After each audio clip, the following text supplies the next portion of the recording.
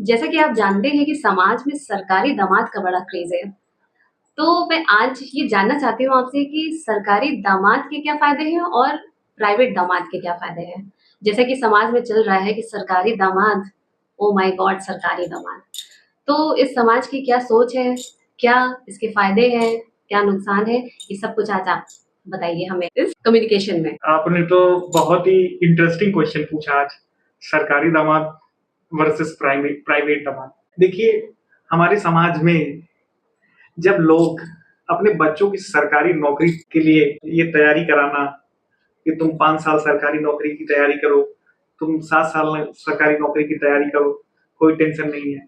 जब तक ये करना बंद नहीं करेंगे, तब तक ये जो सरकारी दामाद का क्रेज़ है, ये कम नहीं होगा। क्योंकि जिस चीज को पाने के लिए इतना समय लगाएगा कोई, उसका तो क्रेज और उसकी वैल्यू तो रहेगी। अब कोई 5 साल लगाएगा अगर गवर्नमेंट जॉब पाने के लिए, और कोई तुरंत से ही प्राइवेट जॉब करने के लिए रेडी हो जाएगा, तो फिर वो ये सोचेगा कि प्राइवेट दामाद जाएगा और शादी में तो लोग जो है उसका वो ट्रीटमेंट करे जो सरकारी दामाद वाला करे, तो ये कैसे पॉसिबल है? तो ये सब चीजें तो हंसी मजाक में ठीक है, लेकिन इसके पीछे का जो मेन रीजन है वो है स्टेबिलिटी। हर किसी को स्टेबिलिटी चाहिए, स्थिरता चाहिए, चाहे वो किसी का लड़का हो, चाहे किसी के घर का दामाद हो।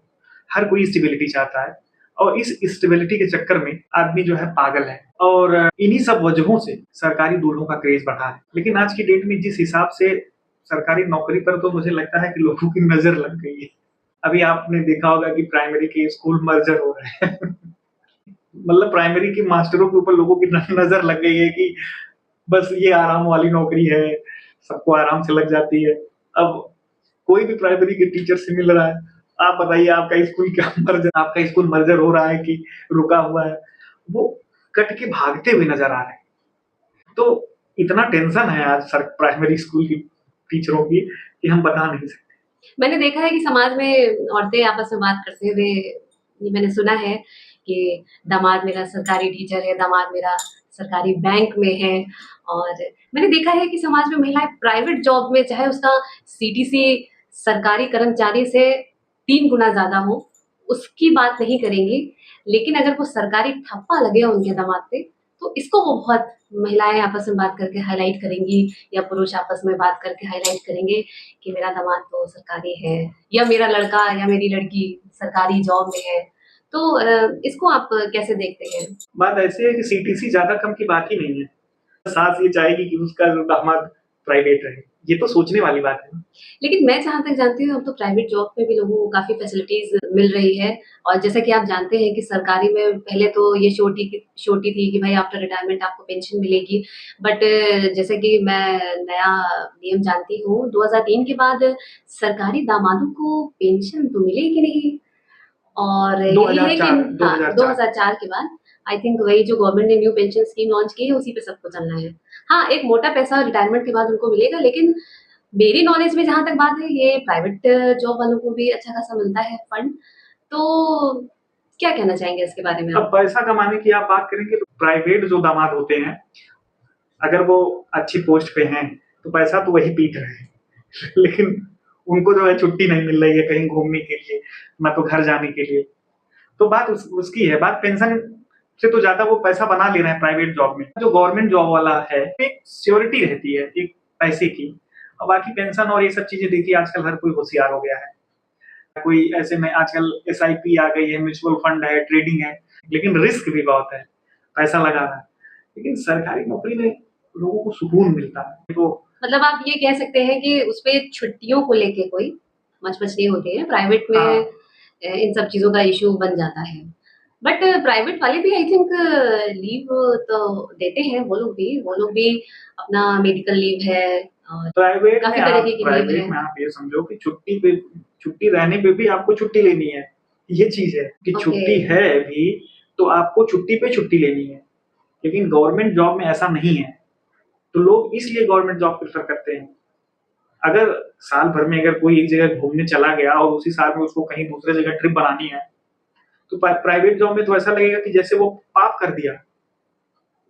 लोग क्वेश्चन करेंगे कि अरे अभी आप तो गए थे, आपने इतनी छुट्टी ले ली, तो दिक्कत यहाँ से है। और फिर भाई सरकारी दामाद रहेगा तो फिर ये तो दिक्कत नहीं रहेगी ना, तो इसलिए सरकारी दामाद तो का मतलब आप ये एक्सेप्ट करते हैं कि सरकारी दामाद का ही बोलबाला है आज के समाज में? ये बात सच है। इसमें कोई ये कह दे कि प्राइवेट दामाद, तो प्राइवेट दामाद और सरकारी दामाद को अगर बगल बैठा दिया जाए तो महिलाएं देख के बता देंगी कि किसके चेहरे पे चमक ज्यादा है। किसके चेहरे पे ज्यादा चमक हाँ, रहेगी? क्योंकि ससुराल में जब सरकारी दामाद जाता है और प्राइवेट दामाद जाता है तो पता चल जाता है। सरकारी दामाद रिलैक्स रहता है, प्राइवेट दामाद को काम रहता है, तनाव रहता है, स्ट्रेस रहती है, ये कॉल वो कॉल। ये आप कह सकते हैं। तो इसीलिए तो चाहिए सरकारी दामाद। और मैंने ये भी देखा है घरों में कि सरकारी दामादों का बड़ा वीआईपी ट्रीटमेंट होता है। भाई वीआईपी ट्रीटमेंट क्यों नहीं होगा? लेकिन उसी जगह अगर प्राइवेट दामाद हो जिसकी सैलरी सरकारी दामाद से कई गुना हो, उसके बारे में इतना मैंने वो नहीं देखा कि लोग देखिए में तो क्रेज दिख रहा हो। यही चीज तो धीरे धीरे बदल रही है, चीजें यहीं से बदल रही हैं। अब एकाएक चेंजेस नहीं आएगा, धीरे धीरे।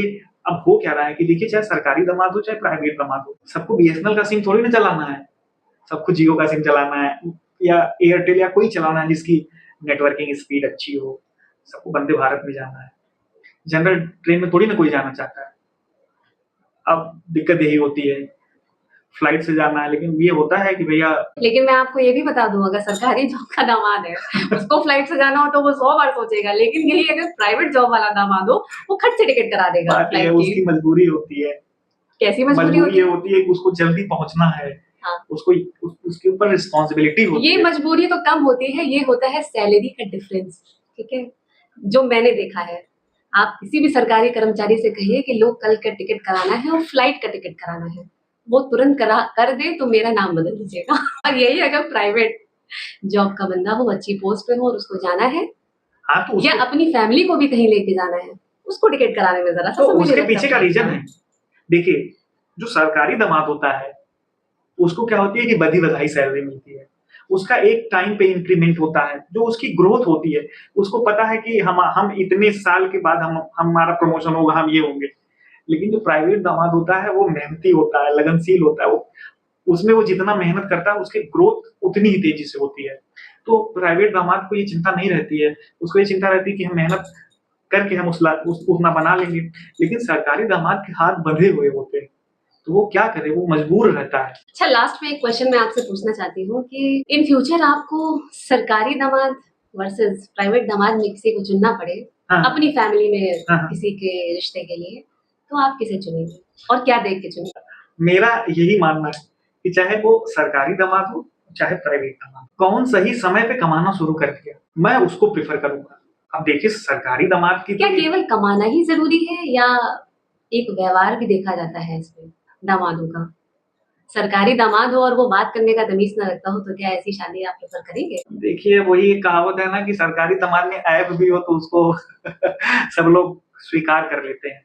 ये चीजें, इस पे मैं कहना बहुत जल्दीबाजी समझूंगा, क्योंकि ये सरकारी दामाद की वैल्यू इतने जल्दी कम होने वाली नहीं है।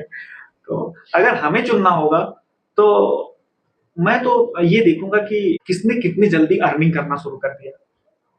मैं इन सब पचड़ों में नहीं किसी को पढ़ने दूंगा कि सरकारी नौकरी की तैयारी करो तब जाकर के शादी करो या फिर ये करो। क्योंकि ये जो पुरानी तरीके की जो ये सोच है समाज की, ये जब आदमी के ऊपर खुद बीतती है तब वो सही निर्णय ले पाता है। तो मैंने तो चीजों को देखा है, तो मेरा तो निर्णय यही होगा कि कौन अर्निंग समय से शुरू कर दिया, तो वो ज्यादा जरूरी है। प्राइवेट और सरकारी तो एक अलग मैटर है, वो तो समाज वाली बात है। लेकिन किसने जल्दी अर्निंग शुरू कर दिया, मेरे हिसाब से वो ज्यादा अच्छा है। एट द एंड यही निष्कर्ष निकलता है कि चाहे सरकारी जॉब वाला हो चाहे प्राइवेट जॉब वाला हो, डिपेंड करता है कि अगर आपके सामने दोनों ऑप्शन रखे जाए तो अभी भी समाज सरकारी जॉब को ही प्रेफरेंस देगा, तो बेचारे प्राइवेट वाले कहाँ जाएंगे। लेकिन मैंने जो अपनी नजर से देखा है, प्राइवेट जॉब वालों का जो एक ऑरा होता है वो सरकारी जॉब वालों में, या तो वो बहुत हाई पोस्ट पे हो, उन्हीं में देखने को मिलेगा। ये बात होती है सराउंडिंग्स की।